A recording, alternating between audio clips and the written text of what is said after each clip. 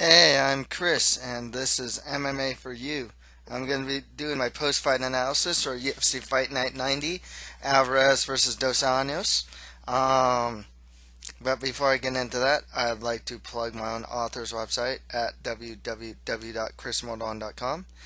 You can buy multiple works of mine as well, starting with my first novel, The Mustard Prince in the Condiment Kingdom, for $4.99 at www.chrismodon.com, or if you have an e-reader, you can buy it at amazon.com as well. And for just $1.99, you can buy my short stories and short story collections, starting with my fantasy horror short story, The Land of the Wooden Statues, which I'm trying to make into a full-fledged novel. The horror collection, which is a collection of 3 of my gothic horror short stories, and the fantasy fable collection, which is a collection of 4 of my fantasy fables. So, we have a new UFC lightweight champion in Eddie Alvarez. We also have the continuation of just titles changing hands this year at a very consistent rate.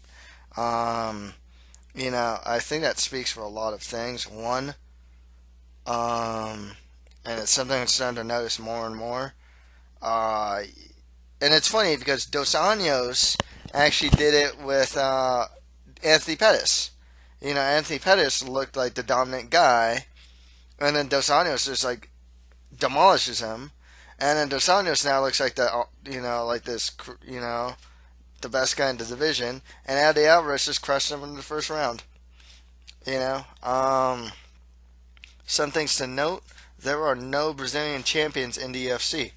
Heavyweight has Stipe, light heavyweight is Jones Cormier, middleweight is Bisbing. Once again, can't count on anyone anymore.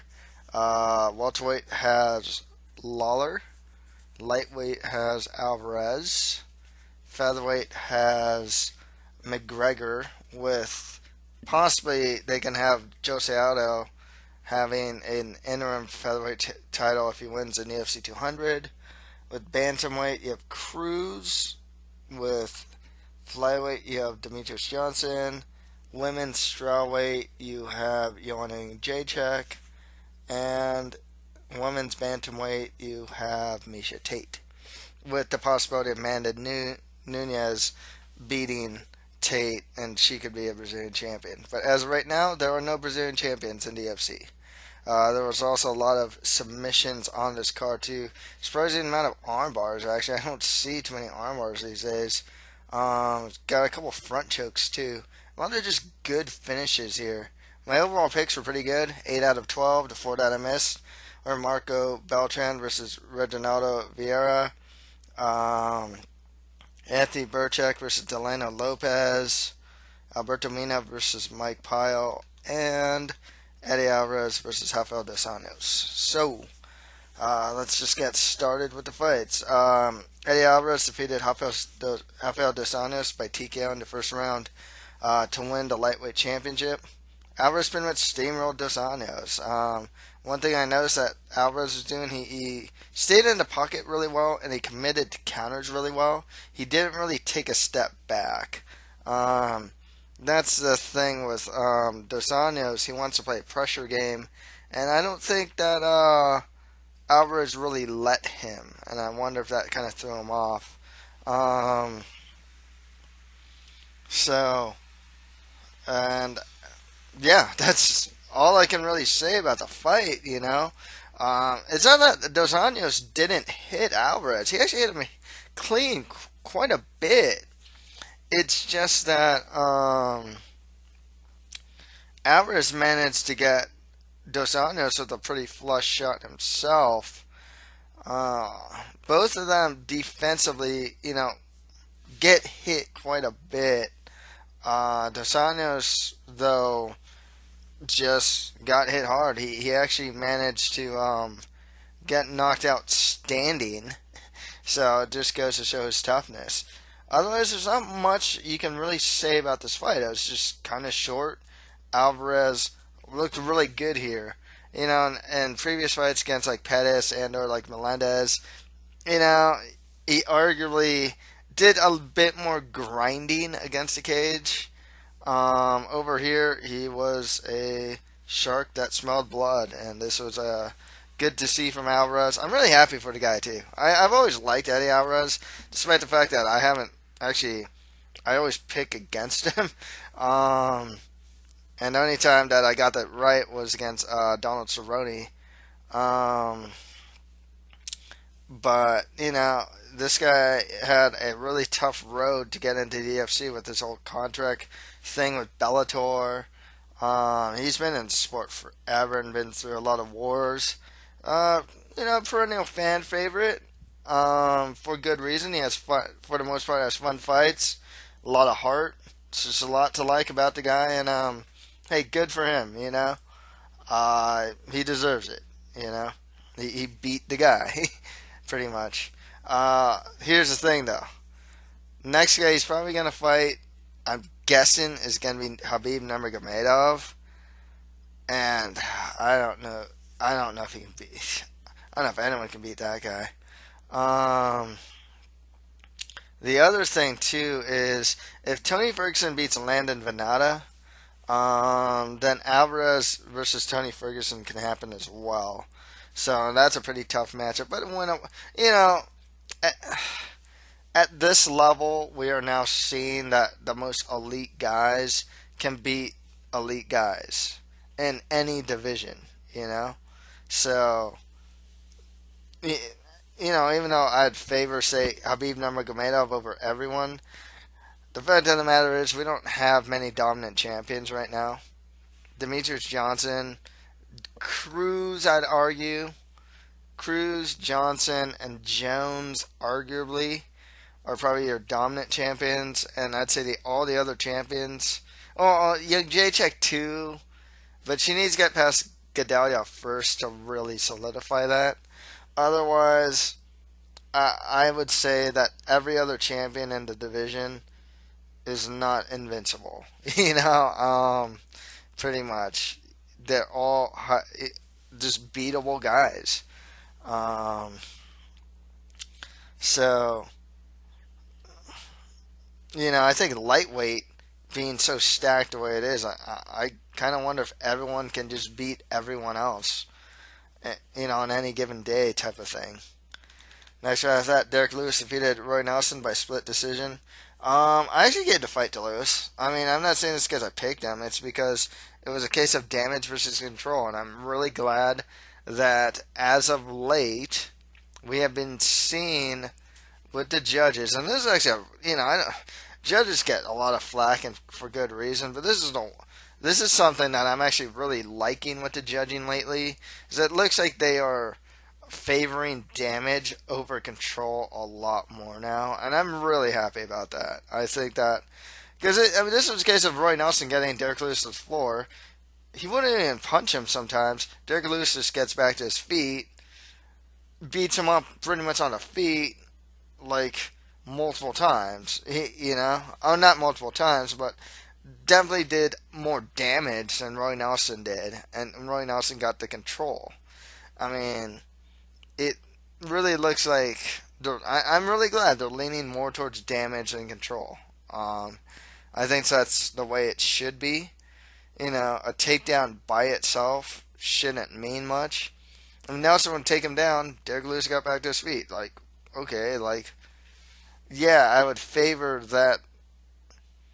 Had the Lewis not thrown any punches back, yeah, I would favor.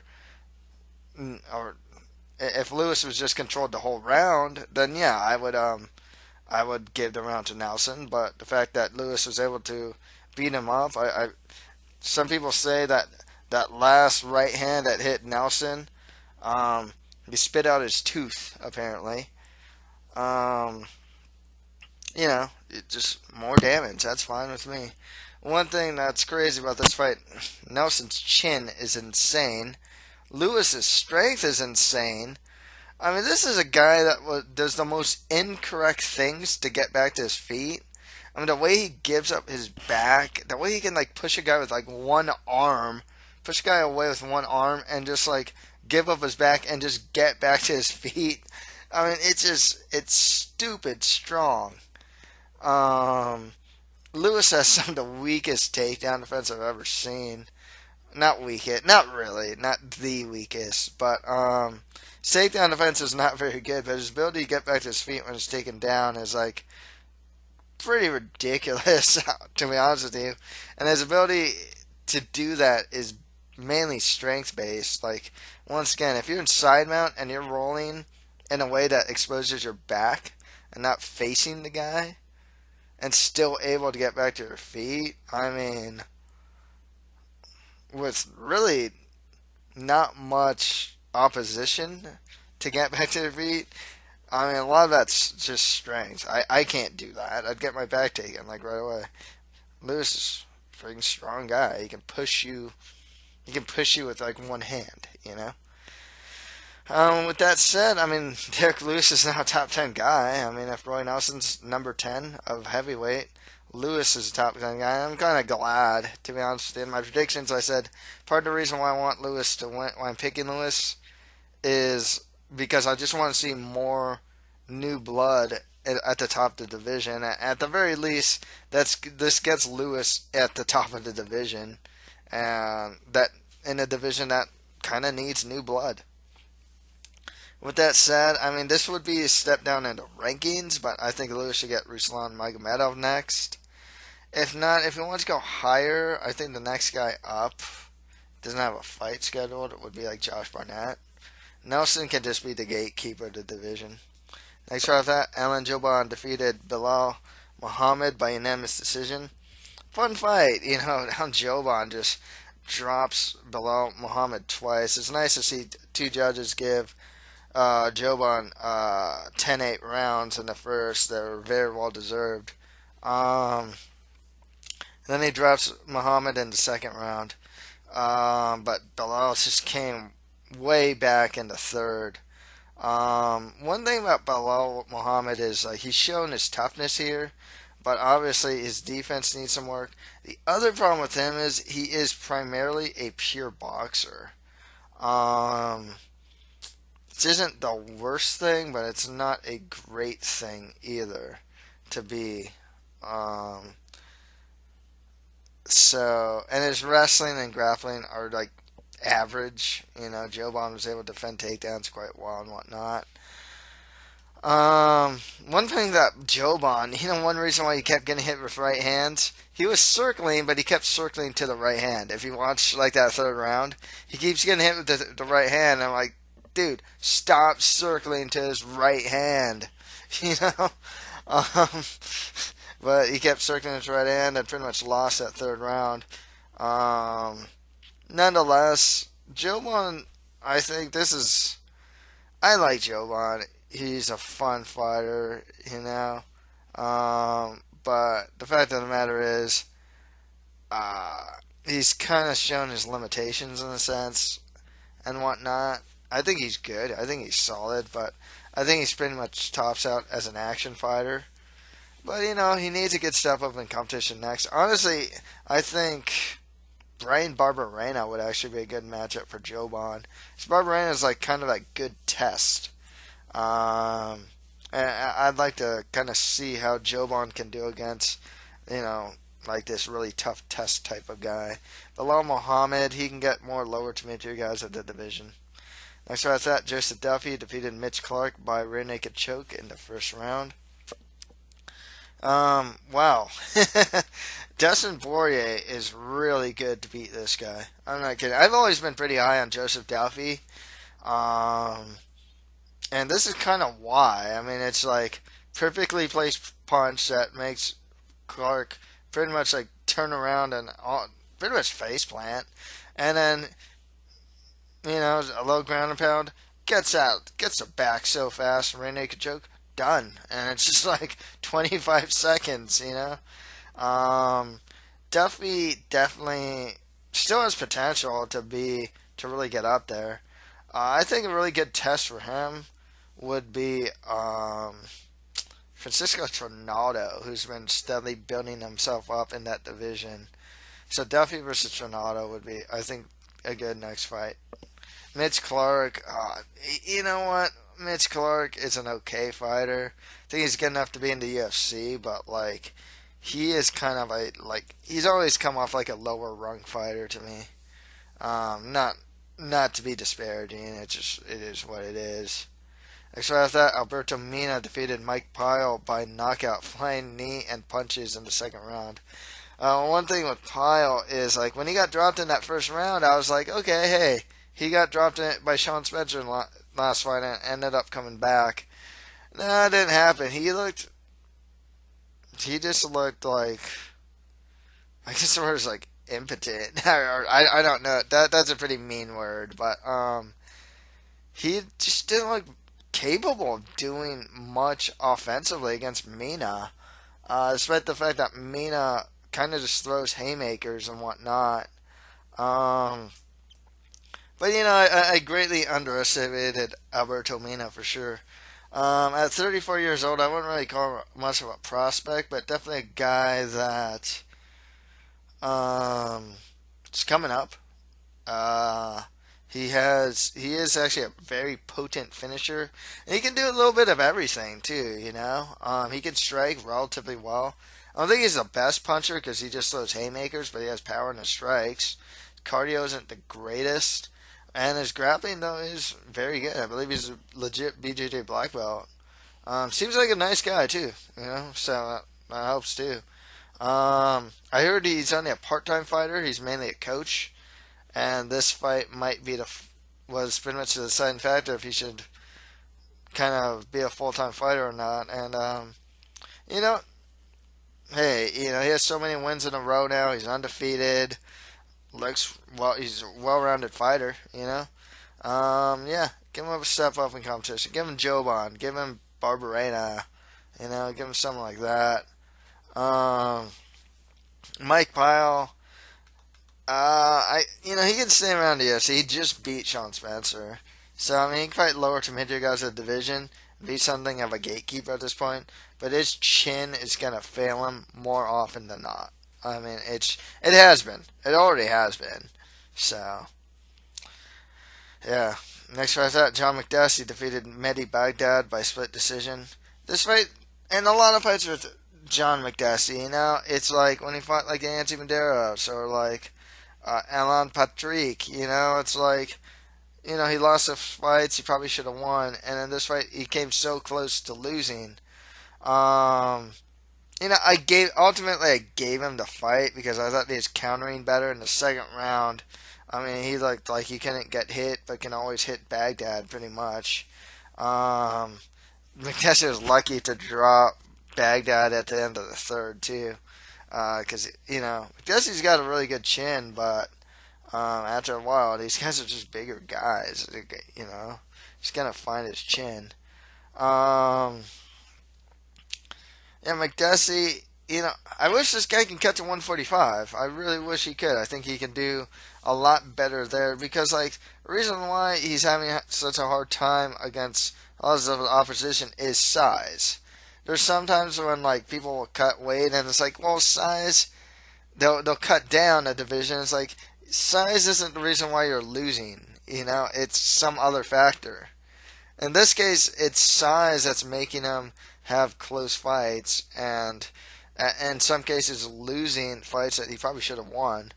Um, it's hard to see him actually connect sometimes. He's countering a lot, and it's really hard to, I guess, for the judges to actually see that he's successfully countered an opponent. Nonetheless, he's something. They're both these guys are like fun action fighters. Mehdi Baghdad, though, he's lost like 2 in a row now. I wonder if he's going to stay in the UFC or get cut. He's a good fighter. He's solid enough. And McDessie, just give him some more action fights at this point. Next fight was that Anthony Burchak defeated Delena Lopez by split decision. I thought this was close. I picked Lopez or Lopes. Um, the biggest thing with Burchak is that he's an offensive dynamo. The guy is all aggression but no defense, and he leaves his chin high up there. When I start analyzing fights, I'm actually That's actually something that I think I should really look closely about now. Is guys that like, keep their chin down or like don't keep their chin down. A lot of guys, especially when they move backwards, they keep their chin up, and it allows them to get hit. Or else, the other thing is, like with Burchak, he'll throw a combination, and then his chin goes up and his hands go down. That's something that a lot of fighters do that. And it's actually something to look out for as far as analyzing fights moving forward. Um, just on a general basis, not even this doesn't just apply to Burchak. Um, Burchak got the win. He was definitely the aggressor. The first two rounds were a lot of fun. They dropped it, they wobbled each other quite a bit. Delano Lopez had won the first round, taking the back and whatnot. Was unable to get the choke. The third round was not that great. Both of them were pretty gassed. Lopez still has a problem of he can't force takedowns, and I think if anything kind of killed his cardio, it was that. And commentators were swift to point that out too. Stan, I mean that guy's awesome. As far as a commentator goes, that guy's the best, easily. Burchak ended up getting the win. It's fine. I thought this fight could have gone either way, but both these guys should just fight more lower to mid tier guys of the division. Next round after that, Pedro Munoz defeated Russell Doan by guillotine in the first round.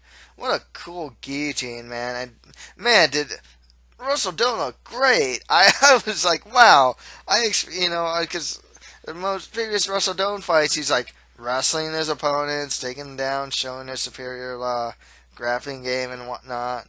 No, this fight, man, he's just beating Munoz up. I think he wobbled him at one point, and I was like, wow, Russell Doan looks great. And Pedro Munoz, man, this guy's jiu-jitsu is something else, especially his guillotine. The angle that he got it from was just crazy, too. I didn't think he can get a guillotine from that angle. It started from, like, a standing back take to a guillotine, but, like I said, the angle was kind of... And in my point of view, I thought that was a weird angle to hit an arm in guillotine, but man, I mean that is Pedro Munoz's move, man. I don't know how else to say it. That is just his move, and he ends up getting the win.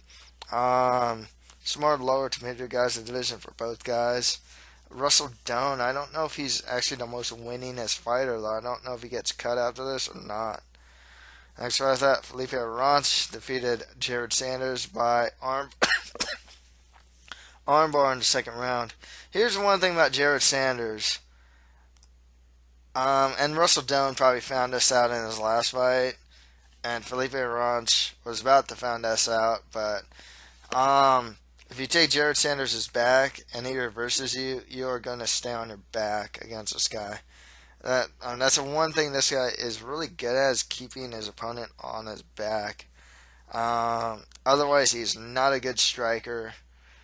Dude, the guy got mount, for a long period of time and just held it. He didn't even really go for a ground and pound or anything like that. Just held mount. One thing about Ranch is that he has this, sneakily, almost telegraphed armbar. He hit this same armbar on Eve Jabouin, and it's crazy. It's just an arm. It's like a simple armbar that you'd learn from your back. He just crawls his legs up and eventually gets it, and I don't know. He finds his armbar from his back quite often. Felipe Ranch does. So he's a well-rounded guy. He's just not he's better than the lower level guys, but once he gets to a certain level, he usually gets outdone in certain areas of the game. And Felipe Ranch, good fighter, good everywhere, just not great at any one aspect of MMA. Hits relatively hard too. Dropped Sanders in the first. And it's good BJJ. Just more lower to mid-tier guys of the division for both. So after that, Gilbert Burns defeated Lucas Sayuski by armbar in the first. Man, Gilbert Burns' back take to armbar is freaking a thing of beauty. Um, I, I, I have a lot of guys hit that move on me, especially if they're like a higher belt guy, and especially if they're bigger than me. I just can't do anything about it. I am very defenseless against that move. I know it's coming, and I still can't do anything against it. Um, but man, yeah, Gilbert Burns, he still needs work on the striking though. Saisko was able to beat him up quite well. Burns definitely has more power though because he hits Saisko's doing that like dance, you know. And then once that fight hit the ground, the back take to that armbar was just a thing of beauty. Burns still a good prospect, still needs work on the striking.